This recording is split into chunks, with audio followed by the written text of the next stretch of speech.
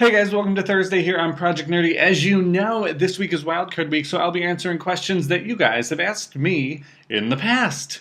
Music is My Love 92 asked me, do you recommend Final Cut Pro or any version and or Photoshop for editing purposes? I feel like a lot of people use them all the time, and I think it's especially like I'm a big fan of doing a lot of things in Photoshop. Most of the time, my intros and outros and all that stuff is things I've done in Photoshop that I then just kind of slide around the screen. And it looks pretty okay. So a great alternative is GIMP or GIMP Shop Pro. Just check it out. If you look it up on Google, it should appear. But GIMP is for Mac and PC, and it is free. And yes, there's a major learning curve, but it is just about as complicated as Photoshop, and it costs you nothing. So if you are looking for something affordable in that realm, that is something I would recommend. As far as editing, I am 100% for Final Cut Pro 7. X might be good if you are used to iMovie. I've never tried to use Final Cut Pro 10, and I don't intend to. Hot Missa asks, what is the best free, cheap editing software, and how the hell do I make an intro for my channel? It kind of piggybacks on the last question. If you want to go all out, you can go for Final Cut Pro 10, which is like $100 and something nowadays. A really good alternative is Sony Vegas Studio 9, I believe.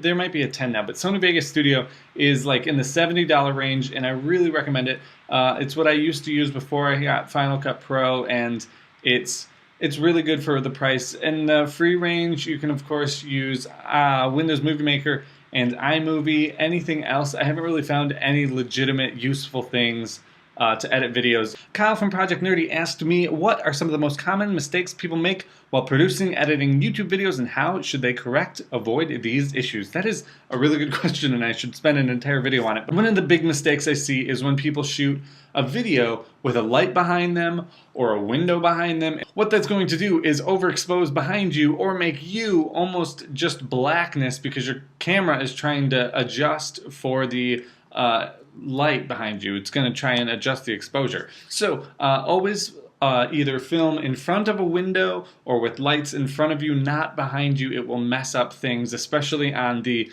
lower quality video cameras that most people use that are auto everything, so you can't really adjust things on them. So always light in front of your face is my big quote. Dylan Myers asked, who is your celebrity and celebrity crush? Celebrity, I'm really bad at this because I live under a really big rock. So I'm going to go with Jennifer Aniston just because she's fantastic and I miss Friends. So I'm going to go with that. And as far as celebrity crush, I think I'm sticking with Megan Tonjes. I think she was my celebrity crush the last time someone asked me that question. So Megan, I love you. Marry me. As for my nerdy pleasure of the week, I have actually been working on my own website. Who knows if it'll actually ever come to fruition. I was tinkering with it today, and maybe I'll continue. I don't know. Explosions happening in my apartment. If you have any techie questions, let me know in the comments down below, and I might just talk about them in the next Wildcard Week. As for my question for the other Project Nerdy members, I would like to know what your favorite website is. Please exclude the obvious Facebook, Twitter, Tumblr in that. And I will see you guys later. Bye.